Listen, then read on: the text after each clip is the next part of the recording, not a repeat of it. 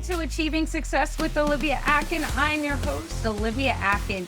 Each week, we will discuss the roadmap of achieving your personal and professional success. We give you real-life stories on growing personally and professionally to achieve your life and career goals with the help of some top-notch guests. Today, we are speaking with Bailey Brooks Mashburn. Bailey Brooks is the founder and CEO of How to Wed LLC, an internationally acclaimed event design firm known for curating unforgettable high-end experiences for couples and celebrity clients around the world. Beyond her thriving business, Bailey Brooks is a powerhouse in the real estate world as a licensed realtor and mortgage broker, helping clients make some of the biggest decisions of their lives with confidence and care. And if that's not impressive enough, before building her multifaceted career, Bailey Brooks graced the NFL stage as a professional Miami Dolphins cheerleader and team ambassador, mastering the art of performance, presence, and connection. From the sidelines to the boardroom, Bailey Brooks' story is a masterclass in reinvention, leadership, and creating success on your own terms. You can find Bailey Brooks by going to her website, howtowed.com, or searching her at Bailey Brooks World on Instagram, or by emailing her at baileybrooks@howtowed.com. Hello, Bailey Brooks. It's fantastic having you on the show today. Thank you so much, Olivia, for having me. I'm so excited to do this podcast today with you. I'm excited for so many different reasons, and there's so many aspects of your story I want to dive in. So let's just get into the nitty-gritty of it. To start off the show, can you tell me what success means and looks like to Bailey Brooks Mashburn? For me, success is an ever changing, ever moving, ever growing thing. It's almost like this orb that has like its own pulse and its own heartbeat. And it's just like if I feel like I'm successful, if I'm constantly working on a project or I'm constantly pushing something to its success level or its goal or its benchmark or its, whatever marker we're using to measure that success for that particular project at that particular time. But for me, it's just not like an end goal thing. It's a thing that you're constantly living in and breathing into life into, especially with the networking aspect, because there's always a new avenue of opportunities every time you open your mouth. And so for me, being successful is just like constantly being in that motion and in that motivation and moving towards that direction. And I want to hit upon that a little bit more because as I read in your intro and you just mentioned you are always working towards something. You're always working on different projects. You want to be in different spaces and you've definitely done that. So for you, what has it been like saying as you transition out of being a professional cheerleader and out of the team as a whole, because you were also a team ambassador, is say, okay, I want to go into the planning space and I also want to go into real estate. I want to have these different assets because a lot of times entrepreneurs get their mind in one space and it can become very overwhelming and they couldn't imagine going into another. So for you, what was that like and how do you handle it?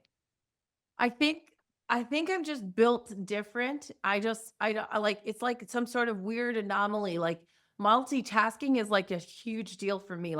And if I don't have more than one thing going on, I'm not as productive. So like if I'm just focused on one thing and I'm only doing one thing, I'm like lazy. I'm not doing a whole lot with it. I'm not even that focused on that. But for some reason, when I'm doing like 5 different projects at the same time that are all unrelated, I'm like hyper focused on like all 5. And then I'll put in like a 16-hour day, 7 days a week, like back to back, and I'll keep moving because my schedule's full. But when my schedule's empty, I seem to get really lazy, which is weird. And so then like transitioning out of cheerleading wasn't necessarily a thing for me because I never had to transition out of anything.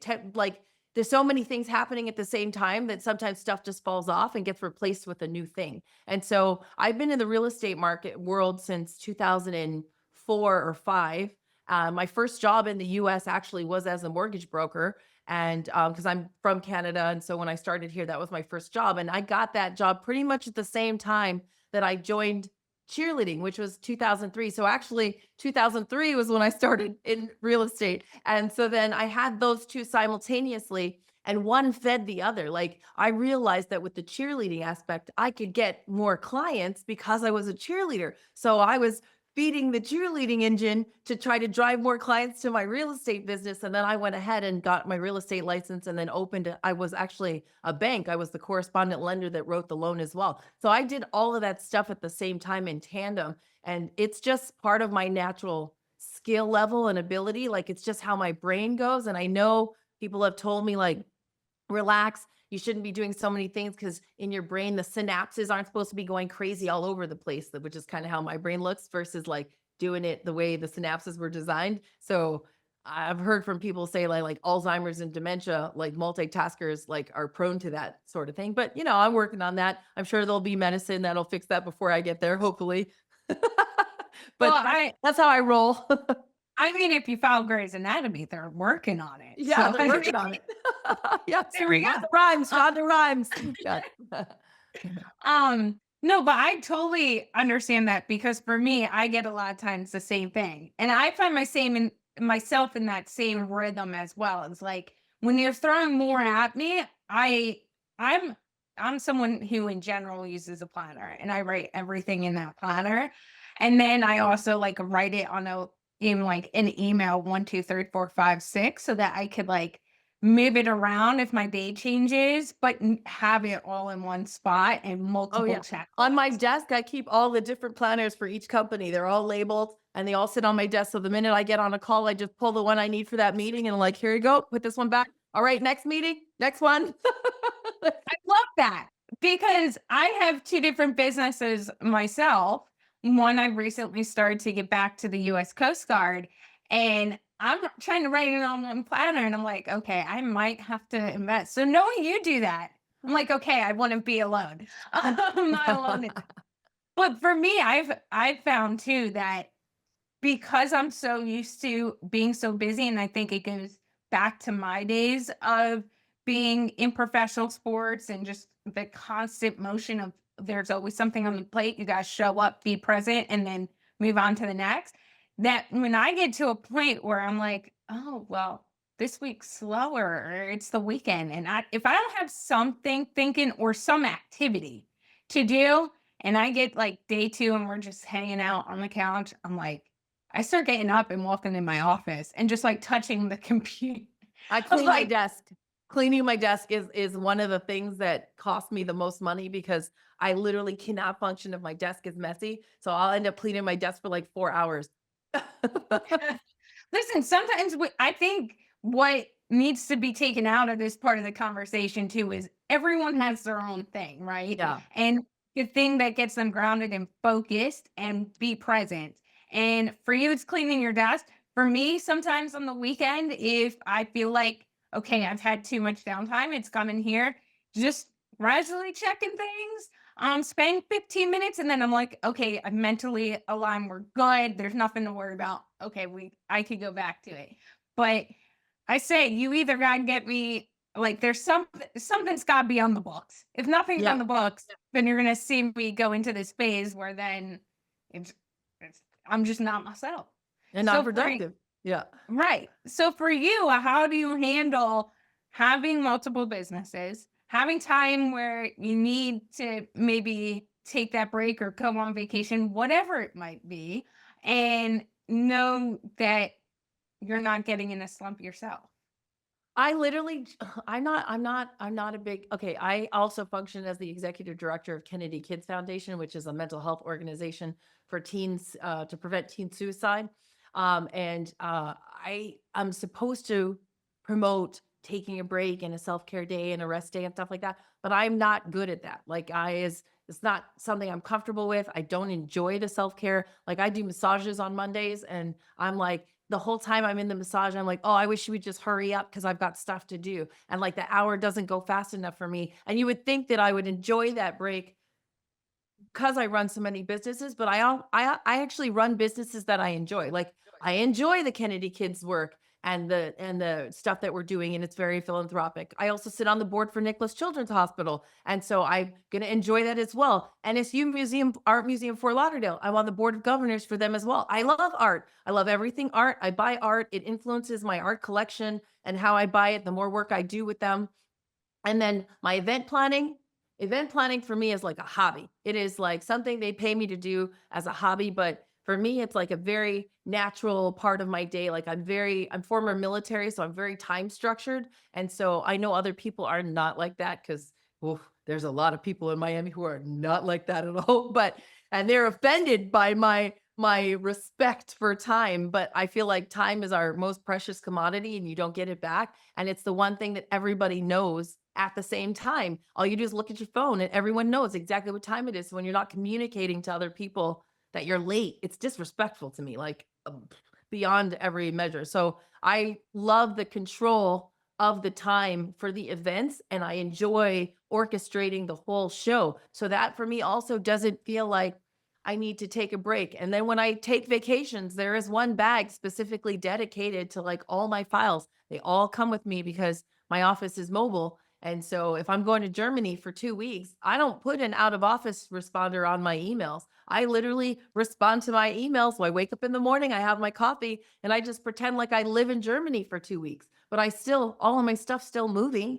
Like it's all still going where it needs to go and answering to who it needs to answer to. So it's hard to answer that question because I really don't like the idea of taking a break because it's like, I'll sleep when I'm dead. You know what I mean? Like, what break do I need to take? I go to the Heat games, like 42 games a year. I go to the Dolphin games. Maybe that's the break, but I also use all of that to network. Like, cause Yeah. it's like where you are, where you're at. It's like, how do you shut that off and just be like, oh no, I'm sorry. I can't meet you and introduce myself right now because I want a break. Like what? No, I don't know. It's Maybe I need a it's therapist. I don't know. Well, it's funny you say that because as you're telling me that it makes me think your self care just looks different.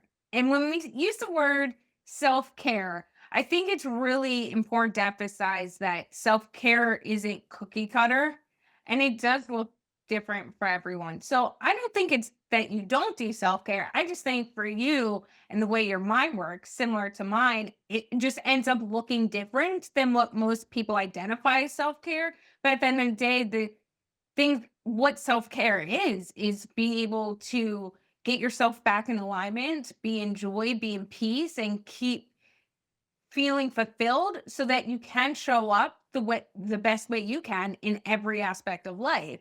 And so for you, it sounds like that is working, that is giving back, that is showing up in different environments, and that's what keeps you going. And if that's what it is, then you are doing self-care. Right? Just Like I'm the co-host of a podcast, the Bailey and Buck Unplugged, like you are. Do you consider this hour that you're shooting with me work? I feel like I'm just sitting down talking to a girlfriend right now. Like the work comes when we got to do the social media posting and all the follow-ups and tag here, like subscribes, like all that stuff is work.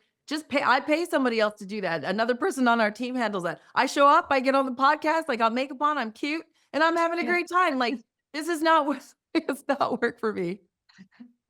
Well, and I love how you also say your stuff travels with you and you really made sure. And I think that was, and you can correct me if I'm wrong, like a conscious decision. Like I recently had a conversation with someone who we're talking business and I go, I'm completely mobile. And they're like, well, what do you mean? You have a podcast. You have this whole studio? And I go, no, no, no.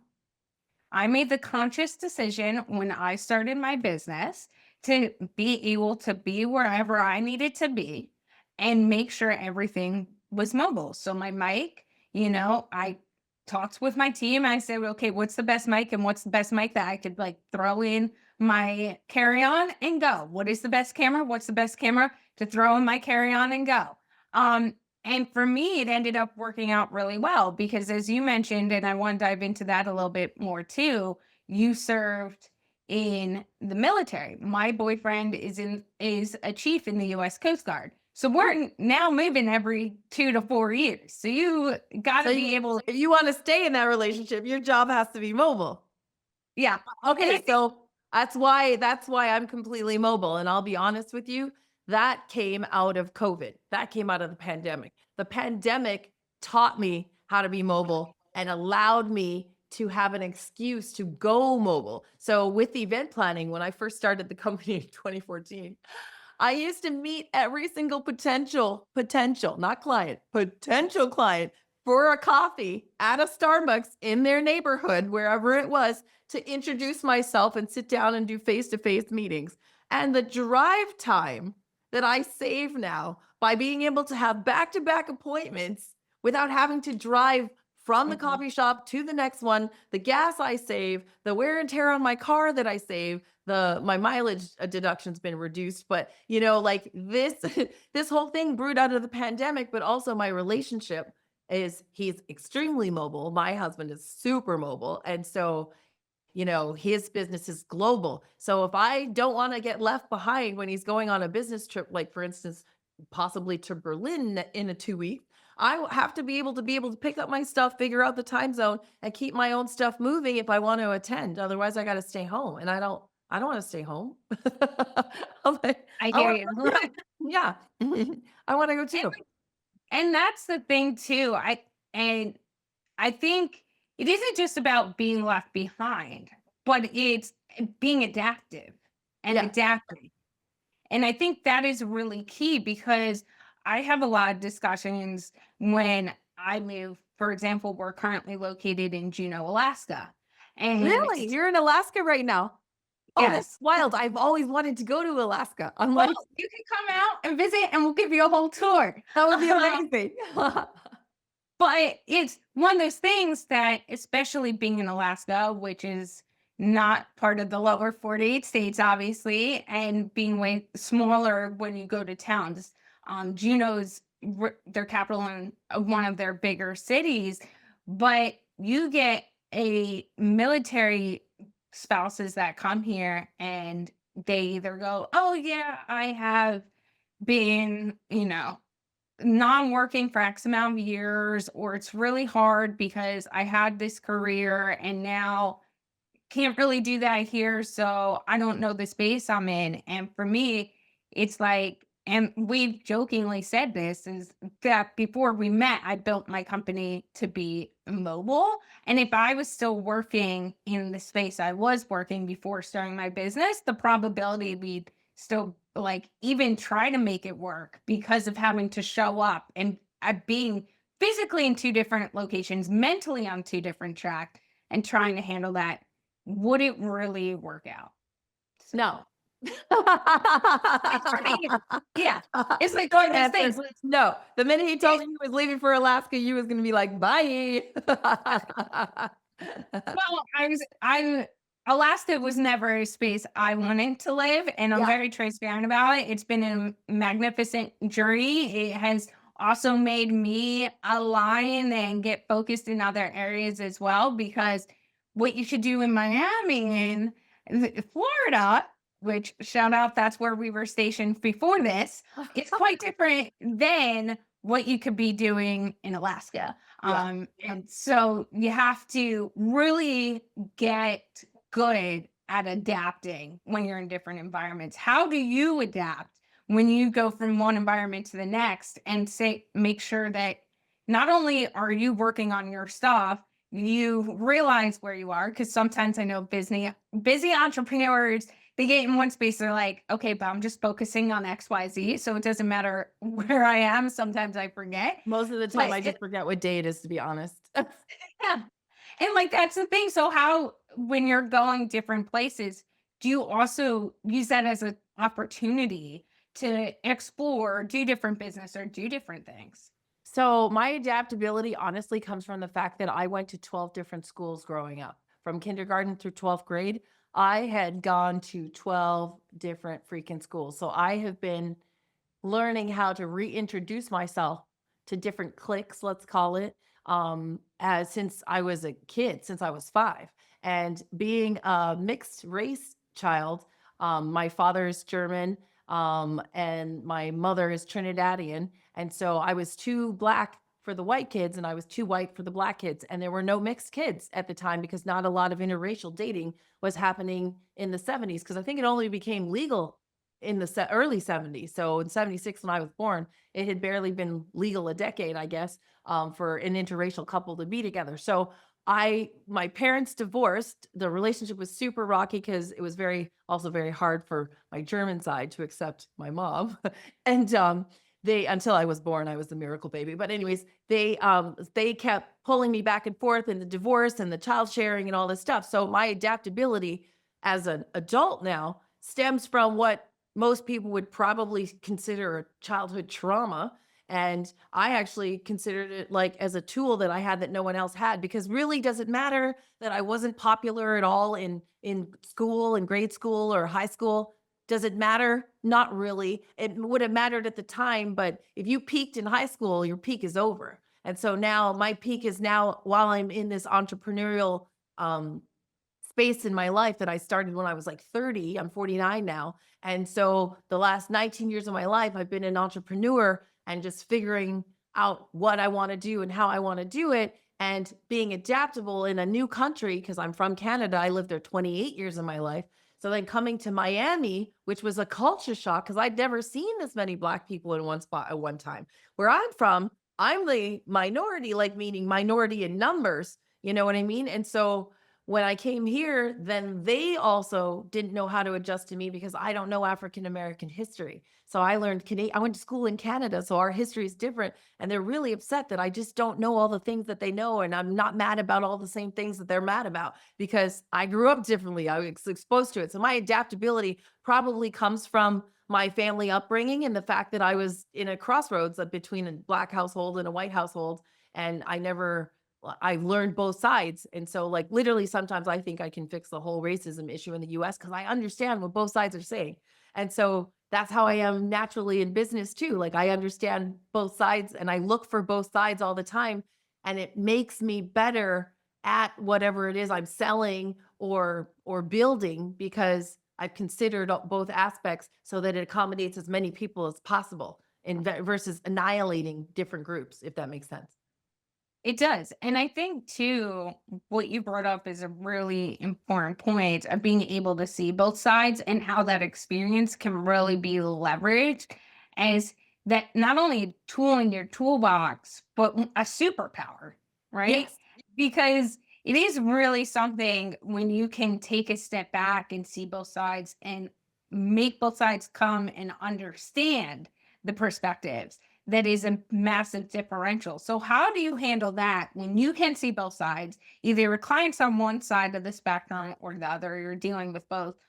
And I'll throw out there, even in your personal life, to like have this conversation and also stay grounded because we all know sometimes anyone's temper or like passion for something can get in the way. Like I've been at the dinner table and I just get like so passionate about something.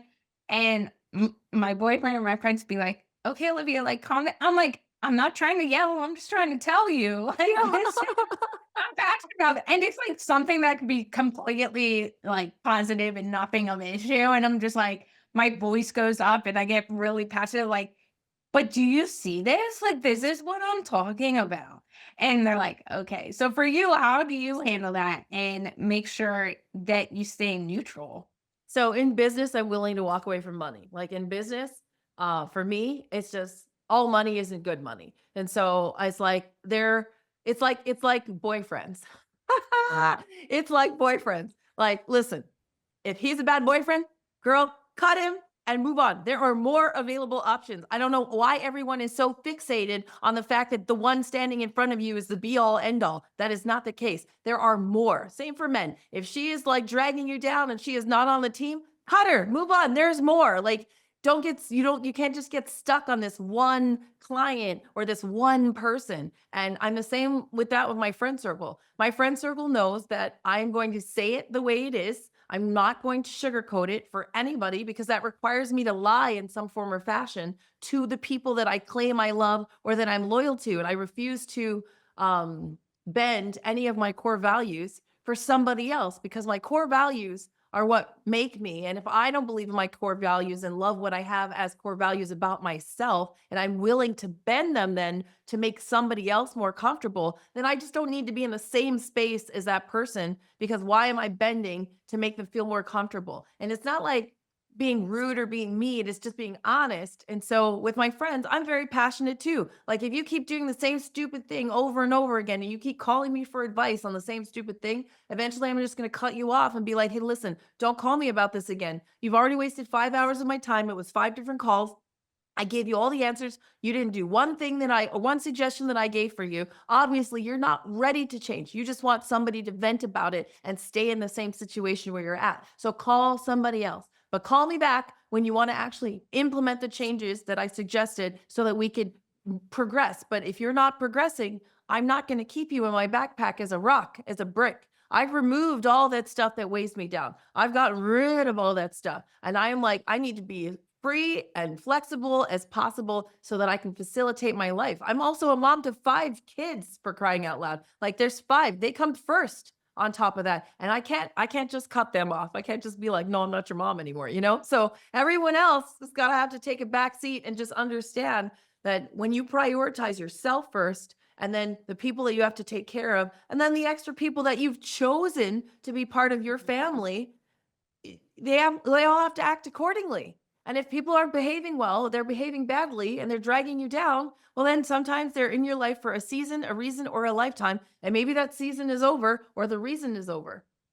And then that's it. Right. I'm willing to walk away from that.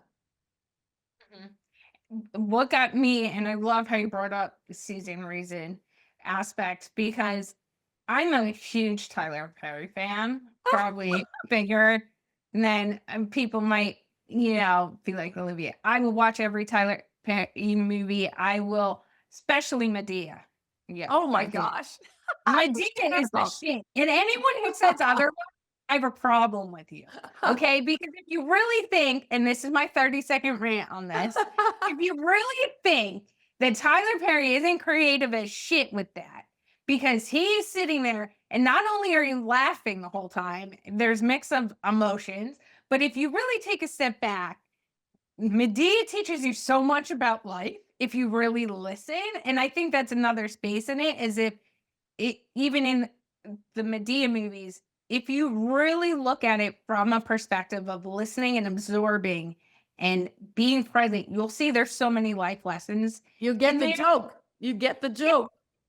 And I think too, the other aspect is Medea has talked about, or I should say Tyler Perry has also talked about, because he's talked about it Yeah. while not being Medea, is people can be like boosters on your rocket. At some point they gotta come off. Or the metaphor he does with trees. And I think it's really important sometimes that when you're in the thick of relationships and all these things on your plate, to go, okay, am I supposed to be in this life? Is the booster time to come off? And I recently had that with some friends as I was transitioning in life, with needing to focus more on my business, and my business is now, and then like relocating and all this stuff. And I just came to a point where, like, okay, having been your friend for X amount of years does not allow you to act this way and cannot take up my energy. So a year mark of friendship, like Sally, and I'm not trying to be any kind of way, but it's like that is not the only marker that should be the deeming mark in allowing someone to stay in your life or not. And I think too, there also needs to be accountability and like transparency in conversations. If you can't, if it, and I have this with my clients, it's like if you can't have hard conversations and be transparent and be like, okay, I'm going to call you out on the BS now. Like, let's talk through it. Then you're never going to move forward in anything. And life is always changing, life is always moving. For you, how, and you brought up you have 5 kids. So, how, all right, I got to throw that one in now. We got to throw a question in about that. So, how do you handle that while working on different things, traveling, and be always making sure you're present in the different areas of your life? I'm extremely good at being present. That's so funny. Like once I'm in, like once I start the present button for whatever I'm involved in, it's on. Like if I go to the basketball game and it's date night, it is date night. until halftime and I go do some networking, but then I come back and it's date night again. Like, so I know how to turn it on and turn it off. Being available on my phone, like my kids are priority. They know that like if they call me and I don't answer, that I'll call them right back as soon as I can. Like right now, if my phone blows up, I'm not going to stop the podcast to take a kid call unless they blow me up 3 times in a row. Then I know it's an emergency, and they all know. Like if they call me back to back, then I'm like my mom brain goes, oh, and whatnot. So being just available communication wise, everyone knows my schedule. Everyone knows I'm busy. Everyone knows I'm probably working. They've all been raised to see like especially the last 7 years have been really hectic. They've all seen the last 7 years. They know I'm in my office on Monday. They know I'm at my desk. They know what day I'm off. They know what day I'm not working. They know if I'm sick, I'm down for the count, like, and it's over. So you just have to stay in the moment, and like, because you're gonna miss the next opportunity if you're not. And the reason why you scheduled yourself for that appointment or game or outing or whatever it is, everything in my life is scheduled. So I think that also allows me, like my lunch is scheduled 1:30 and 7:30 Monday through Friday. On the weekends, crazy cheat days. But like that is like consistent. So everyone knows I'm at lunch at 1:30 and 7:30. My whole thing is booked around that. So at lunch I can be present because that's lunchtime. It's on my calendar. And once I started putting everything into my calendar, including workouts, including when I call my mom, including like people's birthdays, like I just wake up and I look at my phone when I get out of bed and I'm like, okay, this is my day. That's it. And I also try not to let anybody add something last minute to my week because that seems to not be a really good thing for me. And I mean, while we're touching upon your kids, we can't be remiss to not touch upon your husband and that balance sometimes with not only being present and having things like date night and all that, but also when you're in a space, whether it's with someone who is high profile in their own right, right? Because both spouses can be very high profile, and I would say you both are, right? You I'm both. definitely not getting recognized when I leave the house like he is. I can say that for Okay. sure. Okay, but you're very successful. So I feel like we need to give you your flowers as Thank well you. here. Like, let's be real here. Thank you, There's Olivia. things you can do, and there's things you can do, Yeah, and they don't necessarily have to overlap. exactly. Um, but like not only dealing with both sides of that, but also I would say, how was it acclimating once you guys got married to being like, okay, most places, I don't want to talk out term and say everywhere, but most places you go, he will be recognized, how to like work through that and also be like, okay, no, this is the normal now. And how do you, whether I don't want to like say this wrong, but whether you're at different events or you're in your space and he's in his, that you guys don't out show yourself and know like when to show up as a spouse and when to show up as a badass bitch. I love you. So he knows who he's dealing with. That's number one. Like my husband knows exactly who he's dealing with, and he also knows how to use me. So my husband tends to use me in scenarios because he's like a introvert extrovert. Like he'll do all the pleasantries, hi, ha, ha, kikis, but he hates it. He is not like a social butterfly. So he'll sit in one spot at an event and he'll send me out to go do all the where's Jamal? Where's Jamal? Oh, he's over there. Oh, he's over there. So if they want to see him, they'll go over there. But he doesn't work the room. Like I work the room and he'll sit in the same spot the entire time. And we both know this about each other. And I love events, but he is not event heavy guy. Like, and coming in out of like transitioning out of basketball for him, he's been an entrepreneur his whole career, but and then focusing on his business stuff. When I met him 12 years after he was a celebrity. I didn't even know who he was when I met him. He was a blind date. And I had no idea who he was. He was a real tall, fine black guy. I was like, whoa, this looks good. I was like, lovely. And then, he called me the next morning after a 6-hour blind date at 8:30 the next morning. And then 3 weeks later, he told me I had to move in. So I really had no time to get like who he was under my belt, like do some research. Nobody talked to me about it because everyone thought I knew. And I literally was like, no, I had no idea. And it wasn't until like 2 years into the relationship that I really started learning what his legacy looked like. and learning more about basketball because I wasn't also a basketball fan. Like I did not watch basketball at all. I'm a football girl, I'm all NFL, and so that was a little challenging for me. And I would say that my adaptability was the most confronted in this relationship with him because I didn't realize how many people were going to attack me. Like I'm the weak link in the relationship. He's like super private and he's been like this his whole life. And then now here comes this girl who's like high energy and knows everybody and meets everyone and is like woo woo woo. So they are like people that have been trying to get to him for years, or were like, oh, she like low hanging fruit. So I became the target. And I'd be like, hey, don't you want to meet so and so, such and such? Because I didn't know what the scope of the whole his level of celebrityness was in it. At a couple of points in our relationship, was make or break because I wasn't adjusting well and I didn't know how to be private and I didn't know how to not tell like everybody like, oh, this is so amazing. I'm flying on my jet tomorrow. Like what? Like I didn't know like just certain things. And so it was such a huge struggle for me to adapt into this lifestyle because I've always been a worker bee. Like I've always been somebody who was like on the ground. I've never been the person from like the top looking down at all the worker bees just saying, hi, I would like this to happen for our organization. And then all the worker bees go to work. I've been on the worker bee team my whole life. And that's why we're a great fit. He loves it. He loves getting calendar requests. He loves not having to execute plans after he's purchased them. So now he just buys and I execute. Like, so we're in tandem and in sync, and I get to do what I love. I love to facilitate stuff. I don't like to pay for it. He pays for it. Like I facilitate it. It just works for me. But the adjustment was very, very, very difficult, especially with people, because we don't hang out with other couples.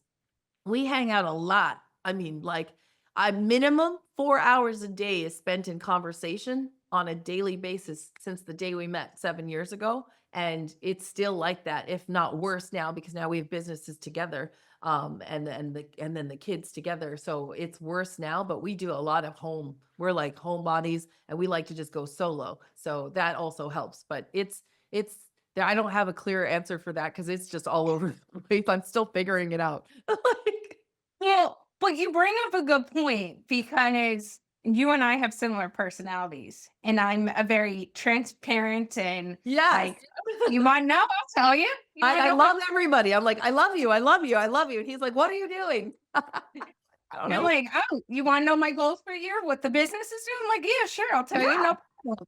I'm Yeah. like, I and people get I think the way you and I think is like, if you're transparent, no one else can write the narrative for you, and I think that is a very powerful tool when you sit back and go, "Yeah, I'll tell you." Like, "Let's talk, let's connect," and, like, let me put it out there But because also, if you're transparent and you share your goals with other people, you run into people who can help you hit the goal faster.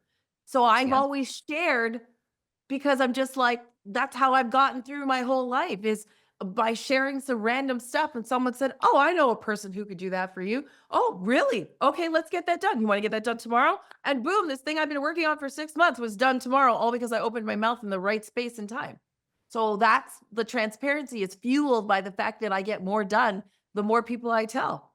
Yeah, and it's like when I met my boyfriend, there was a level of, like, with him being higher ranked of, like, rank Oh, and, yes, like, yes. this and that, Confident. right? Yes, yes, yes. And, Security clearance. yeah, and, like, I joked because I went from professional sports to working at Lockheed Martin, and at Lockheed Martin, I have very high clearance, and I worked on stuff that obviously very much aligns with the military, so, like, I can understand some of their logo, um, and what they say and, like, all that, but, for me, it was like, "Whoa." I You know what? My boyfriend, I will say this, he's very much like, I'm so proud of Olivia. She's doing so much more than I could like even imagine her growth, and he's been very supportive. But I will say I had two eye-opening moments in our relationship. One was when we road tripped from Florida to Juneau, and we were on the ferry to get to Juneau, Alaska. And I was talking to people of like where we were moving. Now I knew nothing about Juneau. So to be honest, I didn't know like the uh idealisms around the neighborhood we were living in. I was just like, yeah, this is where we're gonna be living. And people like start being like, oh. And then like I ran into a guy on the ferry. He used to be very, and he's still successful, but owned this his own accounting company in California. Ended up during COVID deciding to leave because of burnout, and ended up deciding to work on this boat. And he goes, Olivia, be careful of who you go and tell what you do and how you do it and your accomplishments, because to you, it's just telling your story. But in people in other environments, that's bragging, you thinking you're like sticking your nose up to, I'm like, wait, what? What's going on? Or, and then like, so that was really eye opening to me of like, okay, so I have to be mindful of like my own experiences to talk about them, because other people might perceive it the wrong way when all I'm trying to do is make an impact in the world. Okay, how do I navigate this? Like, how is this going to change how I come off in the So world? And annoying. So yeah, annoying. and then the second time was actually like once we relocated here, and I'm like, okay, I get to like, I gotta make friends now, like, right? Totally, you're very much more isolated than to people. And I'm like, okay, I gotta make friends, like, okay, the spouses. And from being in so many male dominated spaces, like, the bros are my bros. Like, Yep. I can sit down Yep. and like, Yep. you know, in the NFL, I always joke, will teach you how to be bros with the bros Yep. very quickly. Um, and so like I had no problem with that. And then I was like, okay, now I gotta get more female friends, because like that is the correctness. And people were like, you have to be careful because of rank and like what you could say or what they might bring to you or like what you talk about. And I'm like, oh my God, this is a lot. It's And a it's lot to like, manage, and it's a lot to remember, and my brain doesn't hold all that information. I have to yeah. just be in a space where I can just be who I am and at all times, because I can't manage remembering that, well, don't say like this because that person gets offended. Don't say like that because that person gets offended. How about this? I'm just going to be me. And if you like me, stay. And if you don't, walk away. I'll replace you anyways. Like, no big deal. Yeah, and I feel like when you come from that approach, it becomes way, like you said, in way more easier to not only be you, but keep track of where you are, what you're doing, and all that. Because our minds only have so much space, and you are successful in many different industries, so you probably are going 20 different miles an hour, 20 different lanes, and all those routes. But that being said, I want to ask you a question about starting your different businesses. How do you know what business or what you want to start and when the right time is? For me, I don't have any post-secondary education. Like, I didn't go to college after high school. High school was hell for me, so that's why I got pushed into the military. So I don't really have like a how to, when to data like module or anything based on actual like valid like education, right? For me, like the wedding planning thing spoke to me. Like it was something that came to me and said, aha, like this caters to your OCD, like do it. And it was like midnight, December 31st of 2013. I had an 8-month-old sitting in my lap, cross-legged, and I was on the computer like this, like just tick, tick, tick, tick, tick, tick, tick, tick, tick, looking stuff up. And by 7 a.m., I realized I hadn't gone to bed yet. The baby was still on my lap. And like I take a few breaks, I breastfeed her, change her, put her back to sleep. You know, she was little. And then I just kept building out this plan. And every time I built out a portion of the plan, I was like, oh, let me order the business cards. Oh, let me build the website. Oh, like I built everything on vistaprint.com. Like vistaprint.com was my first website. And then I booked a bridal show because I had created a marketing plan because I was using SBA.gov's standard business proposal and filling out all the answer questions. And then I found a bridal show that I booked. 2 weeks later, I went to the bridal show and I had 13 clients at the end of the bridal show. And I had no plan going into the bridal show on how I was going to book people on site. I just was like, if you book today, $500 off. I didn't have I had like I had pricing and everything. And so I just kept telling people that if you book today, 500 off, and book today. By the time I finished, I'd booked 13 people. I'd taken 13 deposits at $625 per person. And I couldn't believe that wedding planners actually made money. I thought I was creating like a weekend hobby. And that was 2014. And by 2017, I was full time. I quit my full-time job, corporate position at Alfred Angelo Bridal, like six-figure a year job, and like just walked away with three kids as a single mom. And I just bought a new house. So I literally was like, I can do this. Like, I've got this. And so that was just timing for me was a feeling. And then the mortgage broker thing came because this guy offered me a job as a mortgage broker, and I told him I didn't even know what a mortgage broker was. And he was like, "No worries, you're pretty, you can sell this." And I was like, "Okay." So I went in, he taught me everything about mortgages in like 2 weeks. And then I got my license with the state. I wrote the state exam. And then I was like, okay, well, I can't just be a mortgage broker. Cause in my head, I'm like, how do you get to be the boss? And he taught me how to build a franchise. So he let me franchise one of his companies. So I opened my own. And that was like 2 years later. So it's always just like getting to the next level. But I think when you're in spaces with people and you have opportunities to learn from them, if you're the smartest person in the room, switch to a new room. Like you want to be the dumbest person in the room and you want to work through everyone in the room. And then you want to just switch to a new room and you take that knowledge with you. So because I was constantly used to changing schools and learning new people, it didn't matter to me that I had to learn new information from people that you just have to pick the right people to learn from. And so in the mortgage and real estate space, I was in the right space by chance. And then with regards to my wedding planning, that just came off of a feeling. And then everything else I do now, it kind of spins off of like opportunities that I get from being on these boards and that I just can't say no to when people are like, "Hey, I got this great business idea." I'm like, "Yes, do tell." And then the minute they share it, I'm like, "Oh, do I have room for that?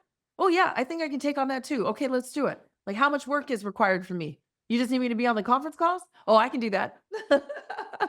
Well, and let me say this because one of my best friends is a DJ and has built a very big successful business. And I have seen him over the years grow, and I've stepped into his business to help him. When he went from bar and bat mitzvahs and sweet 16s, because he was just like, had felt like he hit the cap of that, had already started doing some weddings, but was like, everything was referral, and he was like, "I wanna challenge myself. I like the wedding space. I'm gonna go into that." When he made that transition, I started helping him, and I went to a wedding expo, and it was eye-opening. I was like, "Oh, wow." And I've seen so many people go into those expos and walk out 0 sales, especially, like, it could be their 20th time, 100th time in there. Like, I talked to people who've had very different experiences with it. So walking out of your first one with 13, let me tell you, I've seen what those expos could be like, and it's also cutthroat, guys. So anyone thinking about an expo, let me tell you, you gotta go in prepared and like kind of know what you want in general from both sides. Because let me tell you, after that first time I went to an expo, I walked into my bank and I opened a wedding account, and my banker was like, "You're engaged," and I'm like, "No, I just now realize how much things cost and what I want." That's accurate. So I would say to that point though, is the thing that made me successful at the expo was every time someone approached me at the table and was willing to talk, I spent time with them. Like I wasn't trying to do numbers. I spent time on the person that was willing to have the conversation. And I pretended like everyone had a sign around their neck that said, "Make me feel important." It's an old Mary Kay quote, an adage from Mary Kay Cosmetics, but when you do that for a person and they feel important, then they already feel connected to you. And the person that does your wedding has to have some sort of emotional connection to you. Otherwise, it's not the same. And they want to feel like their best friend is planning their wedding. So I just act like myself. I curse. I curse like I talk regular because I swear like a fucking trucker. It's so bad. But I got that from the military. And ever since I went into the military, I developed this knack for cursing and it's just become part of my regular vernacular. And people say, "Oh, if people who have to curse are not intelligent." I'm like, I'm probably one of the most intelligent people in the room most of the time, cursing or not. And I'm not afraid of you. I'm not afraid to to break that. And I'm not afraid to be real in the moment. And I think people trust people who are like that faster than they trust people who are maintaining their P's and Q's the whole time because they're not sure what they're hiding. And when you're come across as exactly who you are, people can see when you're not holding back and you're not hiding anything. So that I think is my knack for closing a deal is because every time I close a deal, I'm closing a deal that's in the best interest of them and me. Like I don't just book a bride to book a bride. Like if I don't like the bride, I'm not booking her. I don't need the money. I don't need to add this extra stress into my life. I love what I do for a living and I want to enjoy planning her wedding like I'm her best friend. And if that's not how this is going to go and she thinks I'm just there to be her slave and do her bidding. I'm like, "No, you hired a professional to navigate the wedding industry waters for you. Like you said you opened a wedding account because you realized how much it really costs. That's my first call with them because I know they don't know how much it really costs. I give them the eye-opening real, I feel like the dream killer in the first call. And I say that a lot of times. I was like, please don't judge me. You're going to think I'm your dream killer, but I'm here to give you the real honest truth about how this planning thing goes and what it looks like. And you can either follow my lead and stick to the budget, or you can tell me to shut up and that's what you want. And then that's what you're going to get. I was like, but don't cry when we get to the last few days and you're like, we're so broke. I'm like, well, I tried to get you to stick to the budget and told you what you could do that would be similar to what you wanted, but you have champagne taste on a beer budget, and that's what we went for. So you put that shit on a credit card. I already told you though. Well, I've seen that so many times when I would be in meetings with my friend Andrew, is we'd walk into the space and he'd talk numbers and they'd accept it, but then I'm hearing the conversation or of like, okay, well, how do we come in for this? Because this and that. And I just got to a point, again, I'd already opened my account where I was like, wait, is this not conversations? I'm a big budgeter, so it really didn't also dawn on me from that aspect because I budget, I pay my shit. Like I'm very organized in that way. I say Yeah. that was one my hacks in life is like understanding that. And I get like really cautious about it.